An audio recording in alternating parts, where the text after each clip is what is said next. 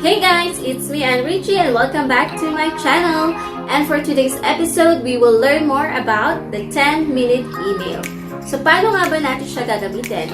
So bago natin yan simulan, gusto ko lang sabihin, kung hindi ka pa subscriber sa ating channel, i-click on mo lang yan para mapanood mo ang ating mga tutorial video. Okay? So ano pang inaantay nyo? Tara, simulan na natin panoodin.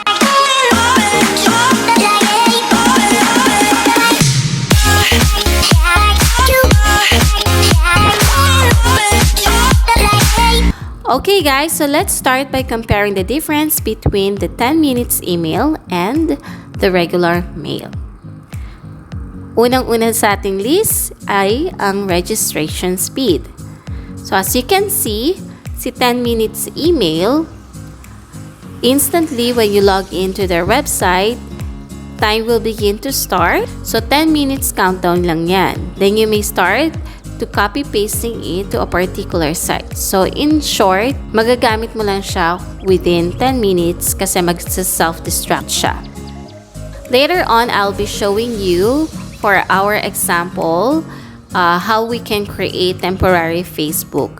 However, if you're going to personally use this FB for a long time, I suggest you use regular mail in case for recovering your password. Anyway, so later on kasi magkakaroon tayo ng test sample. Alright, so going back to 10 minutes email, when you're trying to check out something kasi online, may mga site na nag-a-ask ng email for you to access the site.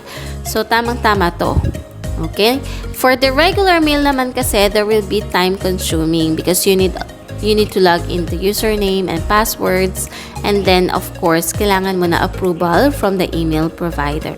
So next natin si privacy. So as you know, 100% no data required for 10 minutes email. Unlike a regular mail, you need to provide information about yourself.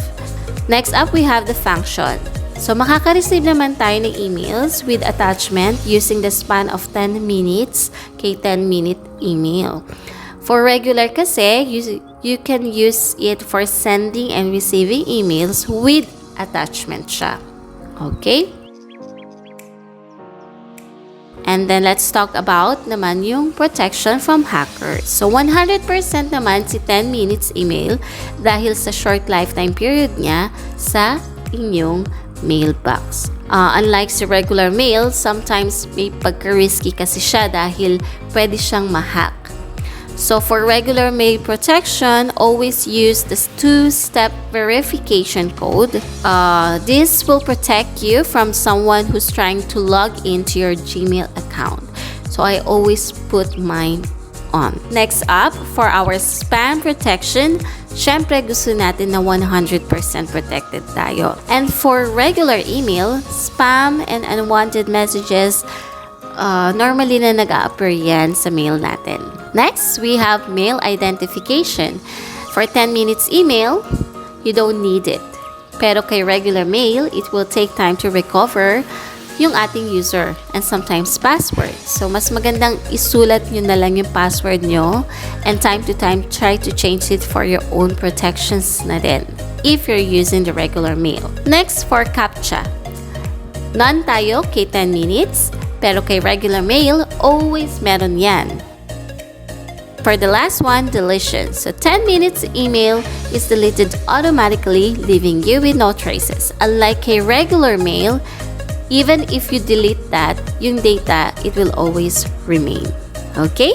So guys, these are the few information that I can provide from you.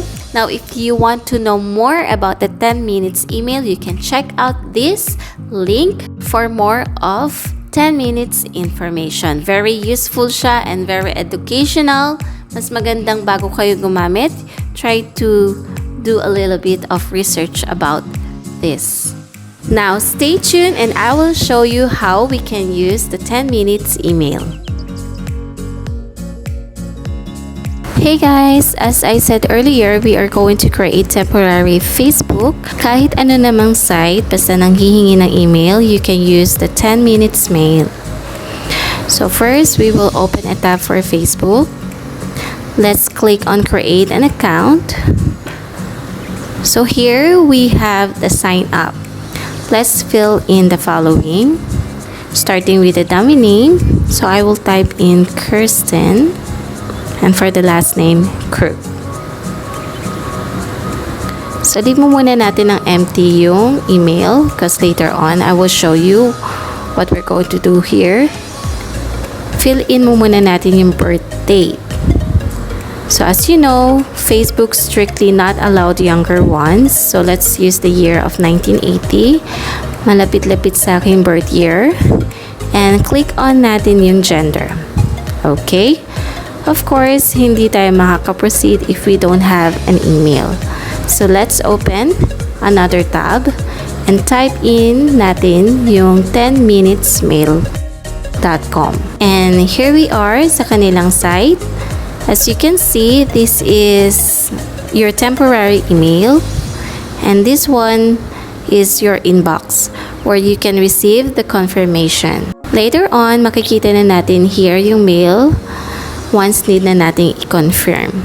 And here, makikita nyo, nag-start na yung countdown. So let's click on this one. Ito, you will automatically copy-paste the temporary email. You can also manually copy-paste it by using your keyboard Ctrl-C and Ctrl-V for pasting. Then let's go back to Facebook.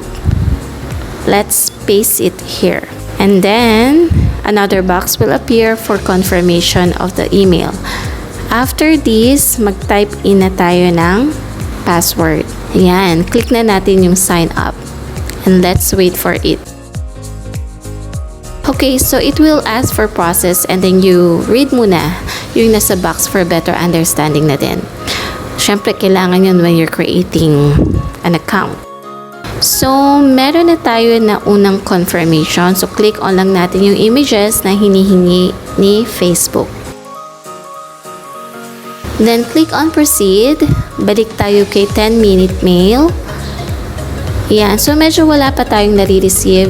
What we're going to do is we're going to refresh the tab. Ayan. We need the confirmation code kasi para ma-process yung account natin. Okay, so medyo natagalan tayo. And i-click lang na, na-click ko kasi siya ng multiple times. That is why I received multiple mail here. If sample kasi di nyo na-receive yung mail, you can extend your time by clicking the get more 10 minutes. Then it will give you additional 10 minutes time. Kunin lang natin yung code and type in natin sa box. Click on next. So may nag-pop up na ganito to proceed. Pwede nyo gamitin mobile for your third confirmation. Pero kasi yung ibang site, they don't ask for it. Siguro for security purposes na din ni Facebook. So type ko lang yung number ko and then yung code na na-receive ko sa aking phone. Ayan, ito na temporary email natin. So guys, let me remind you that when you are going to use this 10 minutes email, use this for good things, okay? So this is the end of our video and thank you for watching, guys. And before I say my ending spiel, I would like to say thank you to Coco and Chicha's Clothing for this beautiful dress. Guys, you gotta check out their FB page and I'm sure ladies, madami kayo magugustuhan ng mga clothing and dresses nila there. And guess what? You can buy it in affordable price. Okay? So thank you again, Coco Chicha's Clothing. And for my ending spiel, guys, if you like this video, please click on like and please don't forget to comment down below kung meron kayong mga suggestion. And pinaka-important sa lahat, don't forget to click on our subscribe button and our bell para sa mga susunod natin video. Okay, so I'll be seeing you on my next video. Bye!